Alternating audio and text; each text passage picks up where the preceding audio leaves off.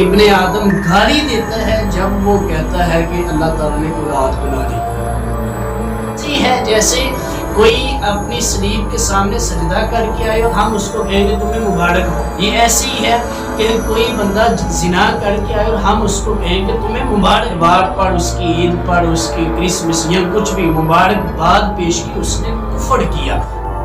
میں جس ٹاپک پہ بات کرنا چاہتا ہوں بہت اہم ترین ہے. جس طرح میں نے میری ایک آلریڈی پہلے بھی اس کے اوپر ویڈیو آ چکی ہے کرسمس ڈے کے بارے میں. آج اس کے بارے میں جو بتانا چاہتا ہوں یہ ہے کہ کیا کرسمس ہے، کیا ہے، اس کا مطلب کیا ہے اور کیوں منایا جاتا ہے، اور ہمارے معاشرے کے اندر، اسلامی معاشرے کے اندر اس کا کیسا طرز عمل ہونا چاہیے اور ہمیں کیا کرنا چاہیے. پہلی بات تو یہ ہے اور یہ کرسمس جو ہے کرائسٹ اور ماس سے بنا ہے. کرائسٹ کہتے ہیں مسیح علیہ السلام کو اور ماس کہتے ہیں اجتماع کو، یعنی جناب عیسیٰ علیہ السلام، جناب مسیح علیہ السلام کی پیدائش کے اوپر جو اجتماع ہوتا ہے اس کو کرسمس کہا جاتا ہے اور اس کو کرسمس ڈے کا نام دیا گیا. اس کو بڑے جوش و خروش سے اور بہت زیادہ اچھے طریقے سے لوگ مناتے ہیں، اور آپ اس بات کو بھی بخوبی جانتے ہیں کہ اس وقت ریسرچ کے مطابق سب سے زیادہ اگر دنیا کے اندر، پوری دنیا کے اندر اور ورلڈ کے اندر سب سے زیادہ کوئی مذہب پایا جاتا ہے تو وہ عیسائیت ہی ہے. اسی کو جو ہے فروغ دیا جاتا ہے. اور اس کی حقیقت کیا ہے اس کا میں آپ کو مختلف طریقوں سے، کافی ساری جو ہے ہمارا ہو سکتا ہے یہ ٹاپک جو کافی لمبا ہو جائے، اور اس کے اوپر جو میں مین طریقے سے جو بات کرنا چاہتا ہوں وہ یہ ہے کہ یہ کرسمس سٹارٹ کہاں سے ہوا اور کس وقت اس کو جو ہے وجود دیا گیا. پہلی بات تو یہ ہے اگر ان کی کتابوں کی ریسرچ کی جائے اور بہت اچھے طریقے سے اس کو اگر پرکھا جائے تو 325 عیسوی تک اس کا وجود تک نہیں ملتا بالکل بھی. اور ان کی کتابیں بتاتی ہیں، ان کی مختلف قسم کی اناجیل اربع جو ہے بہت، اس کے اندر بہت ہی زیادہ تفصیل سے لکھا گیا ہے، اور اس کے مصنف کہتے ہیں کہ 325 سے پہلے اس کا کوئی بھی کسی قسم کا وجود نہیں ملتا. اور اس کے بعد ان کے جن کو 30ویں صدی کے اندر ذمہ داری سونپی گئی تھی کہ آپ نے اس ٹاپک کے اوپر جو ہے اس کے اوپر ان کی بارے میں جناب مسیح علیہ السلام کے بارے میں ریسرچ کریں، ان کی پیدائش کے اوپر، پیدائش کا دن منانے کے اوپر ریسرچ کی جائے. تو ان کا نام تھا ستیا کارڈ ایونٹس ایکسیگز. وہ انہوں نے اس بارے میں اچھے طریقے سے ریسرچ کی. جب ریسرچ ہوئی تو 325 تک اس کا وجود نہیں تھا ملا. اور اس کے بعد پھر آگے ڈیٹیل کے ساتھ بتاتا ہوں.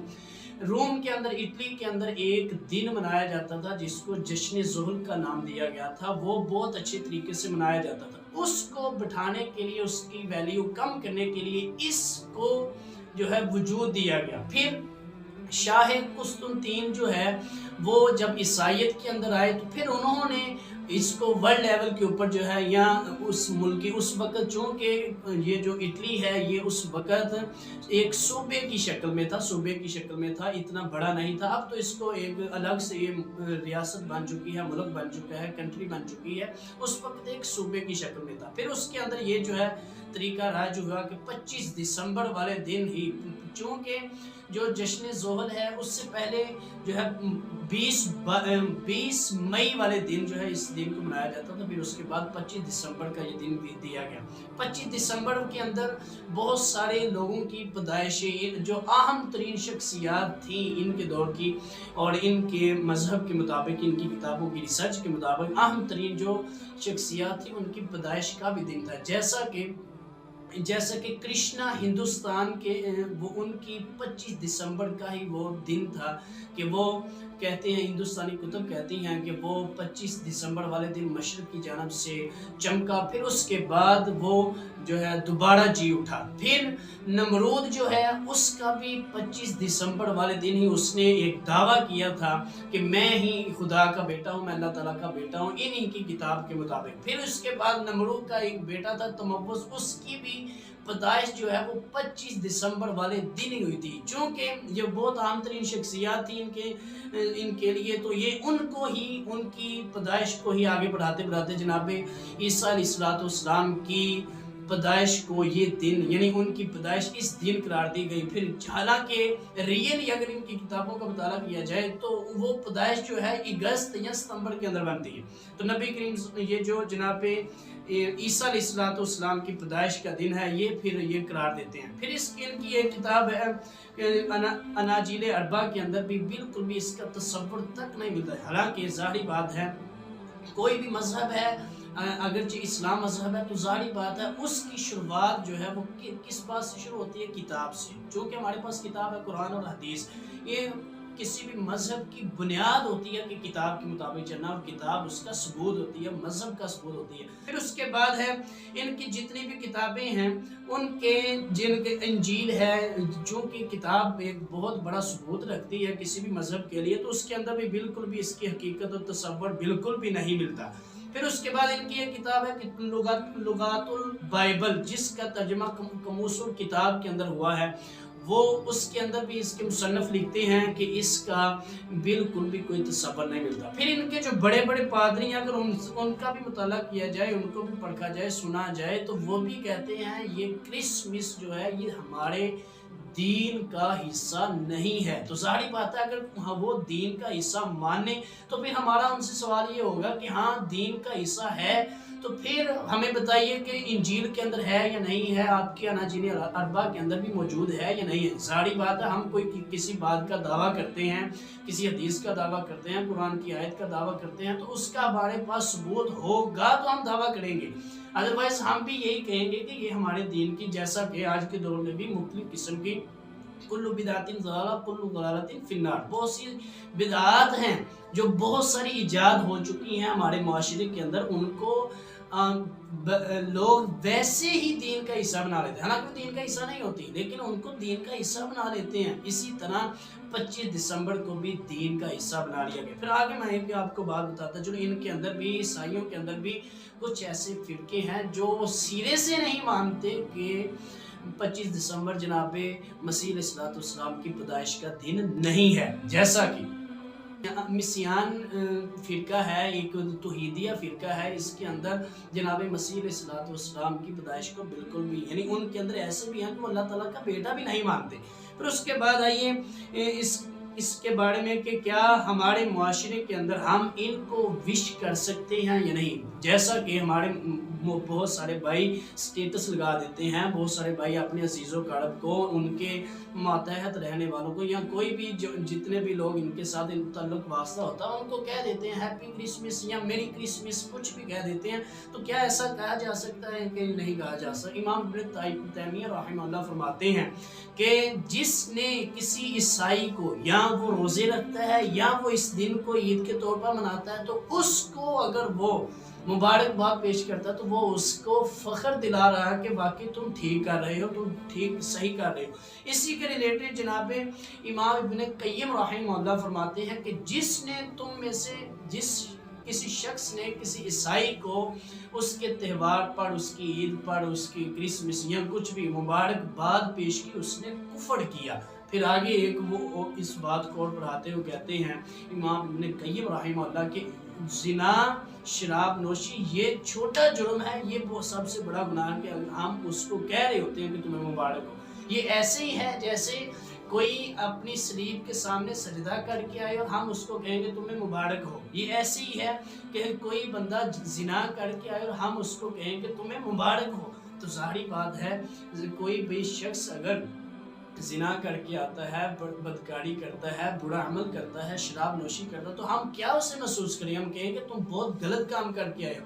تو اس لیے ہمیں بالکل بھی کسی قسم کا بھی وش نہیں کرنا چاہیے کسی صورت میں بھی نہیں کہنا چاہیے. سورہ مریم کے اندر اللہ تعالیٰ فرماتے ہیں اس کے اوپر میری آلریڈی ویڈیو پڑی ہے اس کے اندر اللہ تعالیٰ فرماتے ہیں کیا فرمایا کہ انہوں نے بہت بڑی بات کر دی کہ یہ کیا کہتے ہیں کہ اللہ تعالیٰ نے اپنا بیٹا بنا لیا اولاد بنا لی. بہت بڑی بات کر دی. اور صحیح بخاری کی حدیث ہے جناب عبداللہ بن عباس رضی اللہ تعالیٰ فرماتے ہیں اللہ کے رسول صلی اللہ علیہ وسلم نے فرمایا کہ ابن آدم اللہ تعالیٰ فرماتے ہیں حدیث سے قدسی ہے کہ اللہ تعالیٰ اور کتاب التفسیر میں امام بخاری رحمہ اللہ اس کو لے کر آئے کہ اللہ تعالیٰ فرماتے ہیں کہ مجھے ابن آدم گالی دیتا ہے جب وہ کہتا ہے کہ اللہ تعالیٰ نے اولاد بنا لی. تو ہم ان کو ہاں اس کا ایک اور بات سمجھ لیجئے، کرسمس کا یہ مطلب ہرگز نہیں ہے، اس کا اگر ٹرانسلیشن کی جائے تو یہ ہرگز نہیں ہے کہ اللہ تعالیٰ نے جناب عیسیٰ علیہ السلام کو 25 دسمبر والے دن جنم دیا، بالکل اس کا ترجمہ نہیں ہے۔ ترجمہ اس کا یہی ہے، کرائسٹ کہتے ہیں مسیح علیہ السلام کو اور ماس کہتے ہیں اجتماع کو، یہ دو چیزیں جمع ہیں، یعنی مسیح علیہ السلام کی پیدائش کے اوپر جو اجتماع ہوتا ہے اس کو کرسمس ڈے کہتے ہیں۔ تو لیکن اس کے پیچھے کیا ہے؟ اس کے پیچھے ان کا ایک بہت بڑا عقیدہ جڑا ہوا ہے، تو ظاہری بات ہے عقیدہ ہی بنیاد چیز ہوتی ہے۔ اسلام کے اندر بھی سب سے بنیادی چیز عقیدہ ہے، قل هو اللہ احد اللہ الصمد لم یلد ولم یولد ولم یکن لہ کفوا احد، مین چیز عقیدہ ہے۔ تو ان کا پیچھے عقیدہ کیا جڑا ہوا ہے کہ اس دن اللہ تعالیٰ نے جناب عیسیٰ علیہ السلام کو جنم دیا تھا، معذاللہ۔ تو یہ وہ چیزیں ہیں جن کا بہت زیادہ ہمارے معاشرے کے اندر یہ ایسی چیزیں ہیں بہت زیادہ پائی جاتی ہیں۔ پھر سیاسی لوگ جو ہوتے ہیں وہ کہتے ہیں جی ہماری مجبوری ہے، ہم نے ووٹ وغیرہ لینے ہیں یا کوئی بھی ہم نے فلاح محبوب کے کام کرنے ہیں، لوگوں کے ساتھ تعلق واسطہ جو ہے ریلیشن رکھنا، تو اس وجہ سے ہم ان کے فنکشن وغیرہ کے اندر شریک ہو جاتے ہیں، کیک وغیرہ کاٹنے میں کے اندر شریک ہو جاتے ہیں۔ تو یہ بالکل غلط بات ہے، یہ عقیدے کے معاملے میں کبھی کسی قسم کا کوئی کمپرومائز نہیں ہے۔ میں آپ کو بتاتا چلوں کہ کسی کی رسپیکٹ کرنا، عزت کرنا بہت زیادہ ضروری ہے، انسانیت کے ناطے عزت تکریم کرنا بہت زیادہ ضروری ہے۔ جیسا کہ نبی کریم صلی اللہ علیہ وسلم کے سامنے ایک یہودی کا جنازہ گزرتا ہے اور اللہ کے رسول صلی اللہ علیہ وسلم کھڑے ہو جاتے ہیں، صحابہ نے کہا اللہ کے رسول یہ تو یہودی کا جنازہ، فرمایا یہ نفس تو ہے نا، جان تو ہے نا، یعنی اتنا احترام، ہاں اتنا بھی احترام نہ کیا جائے کہ ہم اپنے مذہب کو ٹھیس پہنچا دیں، اپنے اسلام کو ٹھیس پہنچا دیں، اپنے مذہب میں کمپرومائز کر لیں۔ مذہب کے اندر، عقیدے کے اندر بالکل بھی کسی قسم کا کوئی کمپرومائز نہیں ہو۔ پھر اس کے بعد اسلام میں ان کے کچھ حقوق بیان کیے گئے ہیں۔ دوستی کرنی ان سے کی جا سکتی ہے یا کہ نہیں کی جا سکتی؟ دوستی کی جا سکتی ہے، جیسا کہ رسول اللہ صلی اللہ علیہ وسلم نے کی تھی، بہت سارے معاملات ہینڈل کیے تھے، بہت سارا تحفظ دیا تھا، جیسا کہ ذمہ کو تحفظ دینا۔ نبی صلی اللہ علیہ وسلم نے ذمہ کو کیا تحفظ دیا تھا کہ ذمہ کا خیال، جو ذمہ کو تکلیف دیتا ہے، آزمائش پہنچاتا ہے، کہ وہ جنت کی خوشبو تک نہیں سوکھے گا، یعنی اتنا تحفظ دے دیا۔ لیکن عقیدے کے معاملے میں کوئی کمپرومائز، جیسا کہ نبی کریم صلی اللہ علیہ وسلم کے سامنے 3 آفریں رکھی گئی، چاچا کو جناب ابو طالب کو 3 ان کے سامنے آفریں رکھی گئی کہ اپنے بھتیجے کو کہو کہ اگر یہ اعلیٰ گھر کی عورت چاہتا ہے وہ مل جاتی ہے، سرداری چاہتا ہے وہ مل جاتی ہے، محل چاہتا ہے وہ دے دیتے ہیں، لیکن اللہ کی عبادت چھوڑ دیں۔ اللہ تعالیٰ نے کیا فرمایا؟ قُلْ يَا أَيُّهَا الْكَافِرُونَ لَا أَعْبُدُ مَا تَعْبُدُونَ۔ یہ نہیں ہے کہ ہم کمپرومائز کر لیں گے عقیدے کے اوپر، بالکل نہیں۔ اللہ کے رسول صلی اللہ علیہ وسلم کا آگے سے ریپلائی سنیں، آگے سے جواب سنیں۔ نبی صلی اللہ علیہ وسلم نے کیا جواب دیا؟ اے میرے چچا، اگر یہ ایک ہاتھ کے اوپر چاند اور ایک ہاتھ میں سورج رکھ دیں، محمد صلی اللہ علیہ وسلم پھر بھی اس کے اوپر کمپرومائز نہیں کرے گا، پھر بھی اپنے عقیدے کو ٹھیس نہیں پہنچائے گا، پھر بھی اللہ کی عبادت کو نہیں چھوڑے گا، پھر بھی بتوں کو للکارے گا، پھر بھی بتوں کو توڑے گا۔ نبی کریم صلی اللہ علیہ وسلم نے عقیدے کے معاملے میں بالکل بھی کسی قسم کا کوئی کمپرومائز نہیں کیا۔ انسان کے ناطے، انسانیت کے ناطے ہم ان کے ساتھ حسن سلوک کیا جا سکتا ہے، جیسا کہ حدیث کی صحیح بخاری کی حدیث ہے کہ ایک کتے کو پانی پلانے سے عورت جنت کے اندر چلی جاتی ہے، تو یہ تو پھر بھی انسان ہے۔ انسانیت کے ناطے ہم اس کا احترام، عقیدت کر سکتے ہیں، جیسا کہ جناب عمر بن خطاب رضی اللہ تعالیٰ عنہ کو اللہ کے رسول صلی اللہ علیہ وسلم نے ایک جبہ بیچا ریشم کا، تو رسول اللہ صلی اللہ علیہ وسلم نے فرمایا، حالانکہ کچھ ہی دن پہلے جناب عمر رضی اللہ عنہ حدیث سنی تھی، اللہ کے رسول صلی اللہ علیہ وسلم نے خود فرمایا تھا کہ ریشم مردوں کے لیے حرام ہے، ان کے لیے جائز نہیں ہے، حرام ہے۔ تو جناب عمر رضی اللہ عنہ کے سامنے جب جبہ پیش کیا تو فرمایا، اللہ کے رسول صلی اللہ علیہ وسلم کے سامنے پیش ہوا، اللہ کے رسول آپ نے تو خود حرام قرار دیا مردوں کے لیے۔ تو نبی صلی اللہ علیہ وسلم نے کیا فرمایا؟ فرمایا یہ آپ کے لیے نہیں، آپ نے کسی دوست کو دے دو، مشرک۔ تو پھر جناب عمر رضی اللہ عنہ اپنے ایک بھائی مشرک کو جبہ بیچ دیا، یعنی اتنا حسن سلوک کیا جا سکتا ہے۔ جیسا کہ نبی کریم صلی اللہ علیہ وسلم کی سالی اسما رضی اللہ تعالی عنہ، اللہ کے رسول صلی اللہ علیہ وسلم کے پاس سامنے آتی ہیں اور کہتی ہیں اللہ کے رسول میری والدہ محترمہ آئی ہیں مشرکہ، تو کیا میں ان کو مل سکتی ہوں؟ تو اللہ کے رسول صلی اللہ علیہ وسلم نے کیا فرمایا ہاں مل سکتی، اس کے ساتھ حسن سلوک سے پیش آؤ. یعنی اتنا ہم حسن سلوک کیا جا سکتا ہے، کسی کے ساتھ بھی کیا جا سکتا ہے. ہاں عقیدے کے معاملے میں بالکل بھی کوئی کمپرومائز نہیں. جیسا کہ جناب ابو بکر صدیق رضی اللہ تعالیٰ راستے میں سے گزر ہوا تو ایک یہودی واضح نصیحت کر رہا تھا، لوگوں کو سمجھا رہا تھا. تو جناب ابو بکر رضی اللہ عنہ کیا فرمایا کہ تو یہ تو نہیں جانتے لیکن تم جانتے ہو کہ محمد صلی اللہ علیہ وسلم آخری نبی ہے. تم تو ایمان لے آؤ، تمہیں تو پتہ ہے، تمہیں تو سارا علم ہے، تم انجیل کو جانتے ہو، تورات کو جانتے ہو، تو ان کو تو پتہ ہی نہیں ہے بیچاروں کو. اس نے اللہ تعالیٰ کو کیا کہا؟ جناب ابو بکر رضی اللہ عنہ کو جواب دیتے ہوئے کہا کہ تم اس اللہ کی بات کرتے ہو، وہ تو اللہ ہم سے قرض مانگتا ہے. تو جناب ابو بکر رضی اللہ عنہ کو اتنا غصہ آیا، دماچہ مار دیا منہ کے اوپر، تھپڑ مار دیا، تھپڑ رسید کیا، جس کی گواہی مختصر کرتے ہوئے اللہ تعالیٰ نے خود دی تھی جناب رسول اللہ صلی اللہ علیہ وسلم کو کہ میں گواہی دیتا ہوں کہ ابو بکر سچا ہے. یعنی عقیدے کے معاملے میں بالکل بھی کسی قسم کا کوئی کمپرومائز نہیں ہے، بالکل بھی سمجھوتا نہیں کیا جائے گا. جیسا کہ اور اس کے اوپر ہمارے اب اسلاف کا کیا طرز عمل تھا، ہمارے اسلاف کا کیا طرز عمل تھا. ہمارے اسلاف کی اگر ہم ہسٹری پڑھیں تو ہمارے جتنے بھی اسلاف ملیں گے، کوئی ایک فرد بھی آپ نہیں ڈیسائیڈ کر سکتے، نہیں معلوم کر سکتے کہ جس نے ان کو کسی ان کے فنکشن کے اوپر ان کو سپورٹ کی ہو، مبارکباد پیش کی ہو.